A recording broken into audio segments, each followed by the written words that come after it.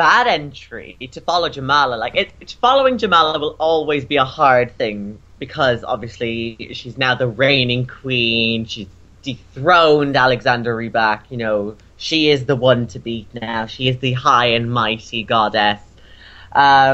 So when this was selected, I have to say it didn't really make a massive impact on me. I mean, the semi-final staging, I don't know if you guys have watched the semi-final staging for this song. Yeah. Yeah. Unfortunate.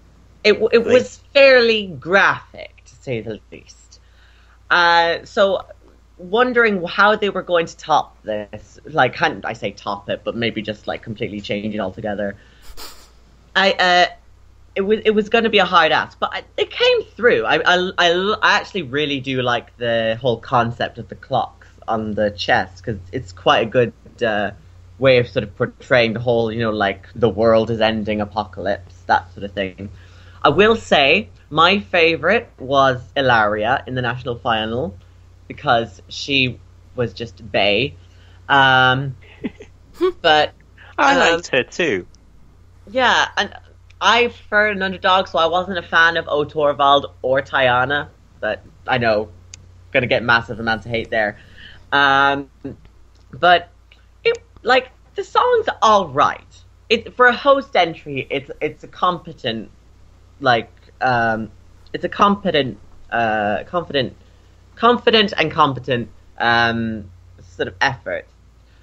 Will it do well? Probably not, because as much as like the slogan this year, celebrate diversity, rock tends not to do that well, with the exception of Lordi.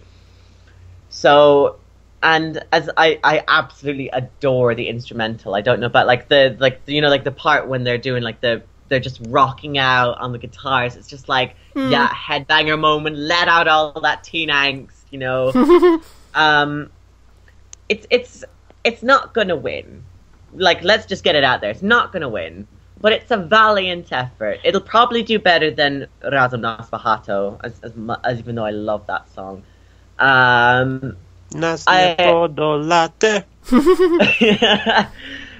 See, now you need like the handcuff dancer to kind of get in there.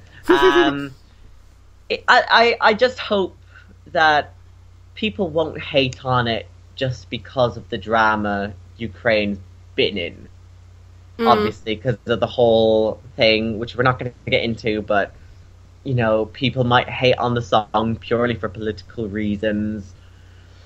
But I don't mind it. It's nice. It's just not the best.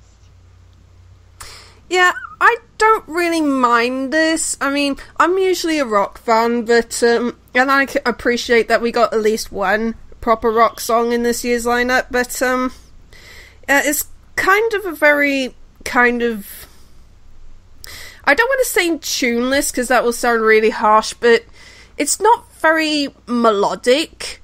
Like, I kind of like my rock songs to be a little bit more melodic, a little less just, like, thrashing all over the place.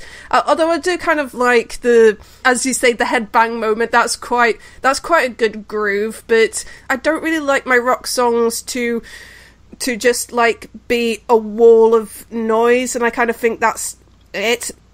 I kind of like the concept of the clock ticking down on the backdrop, although, unlike you, Rory, I'm not a fan of the clocks on their chest, because that's just me. I'm not a fan of gore, and it just looks ugly.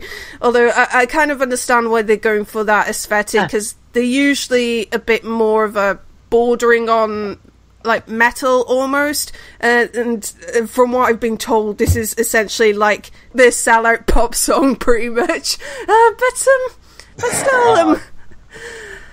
still it's not like Schlager rock like some other rock songs like Cypress last year or Lordi or anything like that. Like, it does sound like a credible pop rock song, but it's just not really for me. It's just kind of very much bad side of meh for me. Yeah, I kind of share your criticisms, really.